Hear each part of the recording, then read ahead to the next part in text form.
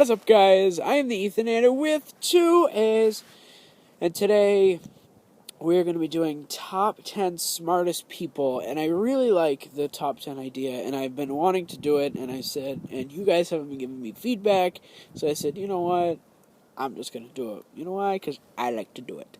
I think it's really cool to do top 10 and to make a list of bunch of different people. So, as a matter of fact, I'm going to get right down to it. Now, before actually I start, my top 10 people are going to be based on the impact that they've made on the world, whether they've made life for the better. So number 10 is Steve Jobs, and if you don't know who Steve Jobs is, there's obviously something wrong with you. Steve Jobs is the creator of Apple.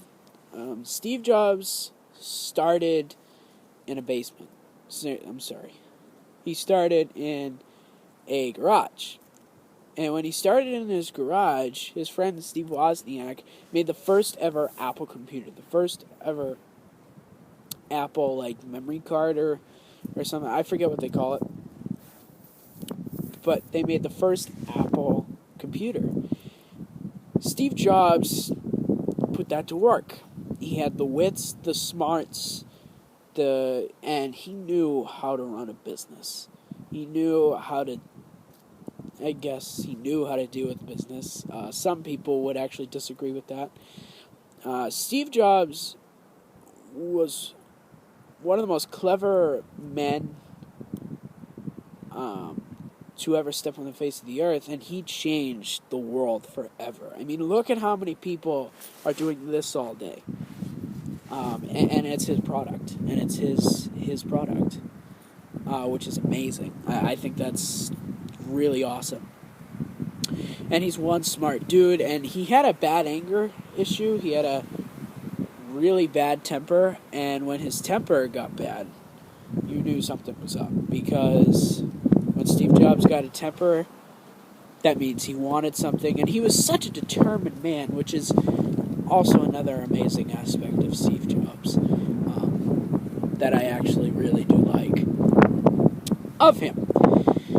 Now, number 9. I got my list right here. Number 9. Beethoven. Ludwig van Beethoven. I think that's how you say it. And if it's not, please somebody correct me. Really sorry for the wind, by the way. It's really, really windy. But I just figured I'd do it outside because, I don't know, it's different. If you guys hear cars going by, because no doubt you will hear cars going by. So, Beethoven. He changed the music industry forever. A man who was deaf. The man was deaf. Who could create such beautiful music. That's pretty amazing. Not many people could do that. Especially a deaf person. Do you know anybody deaf that can do that? He created beautiful music, and not many people today, teenagers today, and kids today, and stuff as such. They really don't know what true music is. Excuse me, and they say, Miley Cyrus. Come on.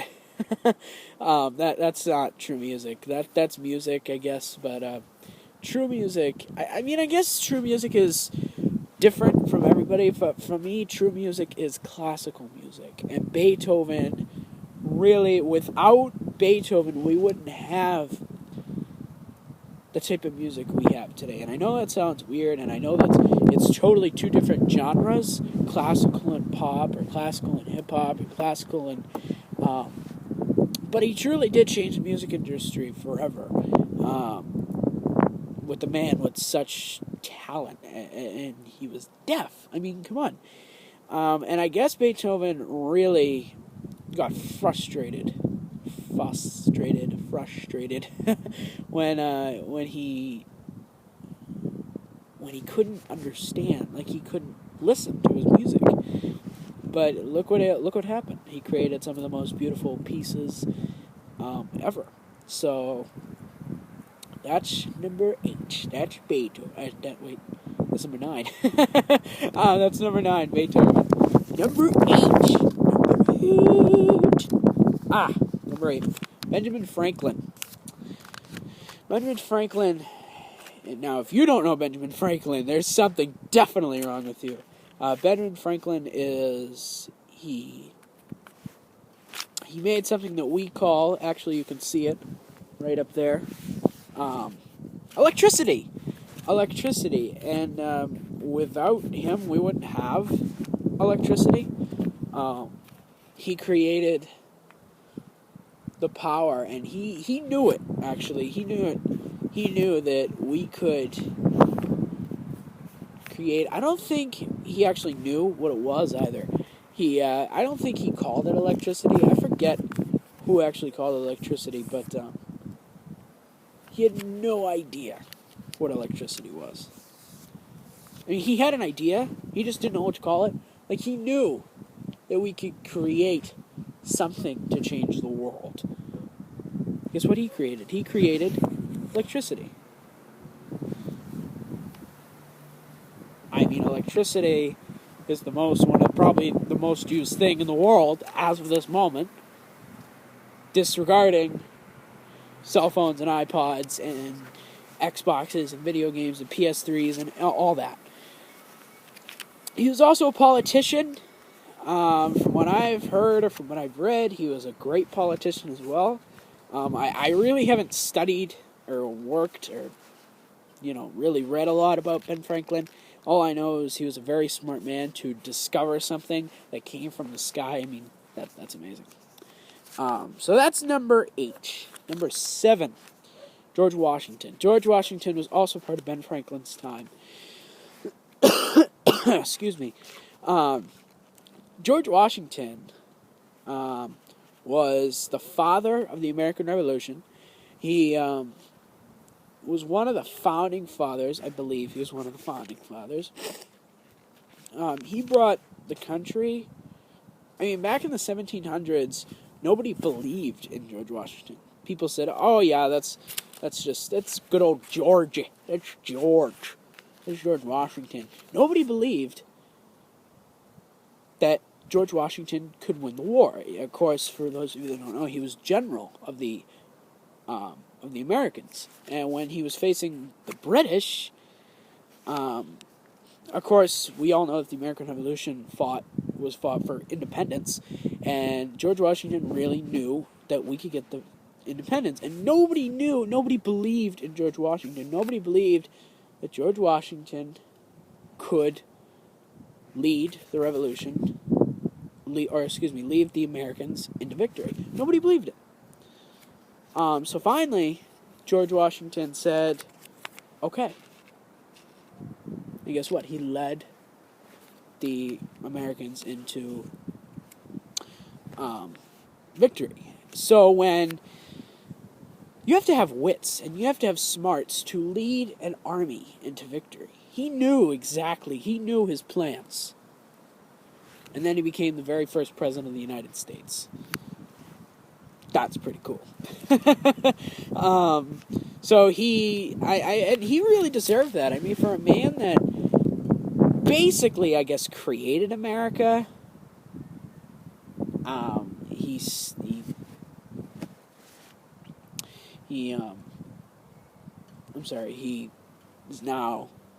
he deserved it.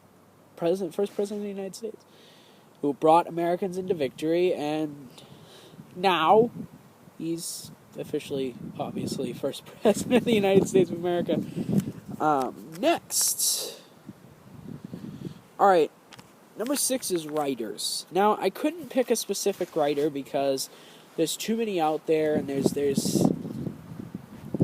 that would just be hard for me. That would be really, really hard for me to pick one writer. So I picked all writers. because all writers, and we all have a book that we enjoy once in our life, whether it's from when we're a little kid, Green Eggs and Ham or Cat in the Hat, oh, Mom, please read The Cat in the Hat for me, and like, we don't, or whether it's from, the Bible even, we all get into a book that we really enjoy. Now, the writers of these books, the writer of The Cat in the Hat, and the Bible, which there are many writers to the Bible, but they all had smarts and wits, and you have to have such an amazing mind to write a book.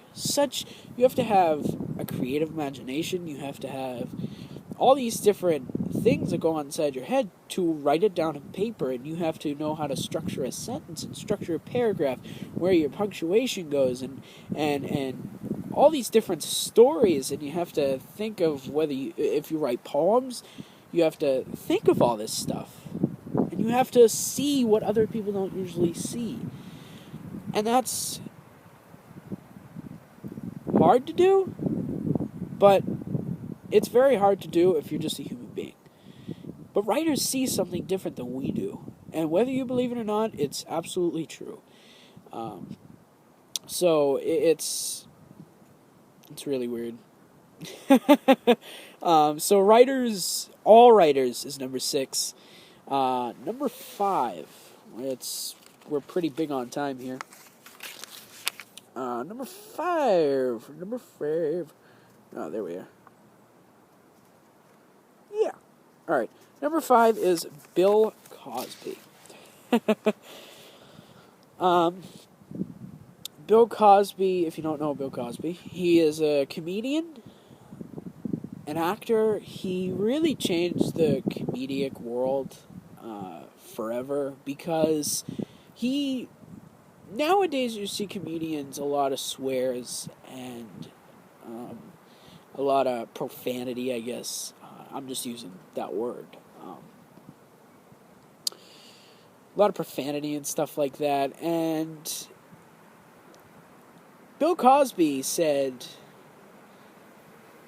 back in the day, he was famous in the 60s. Now, in that time, African Americans were not accepted at all. So when he came in,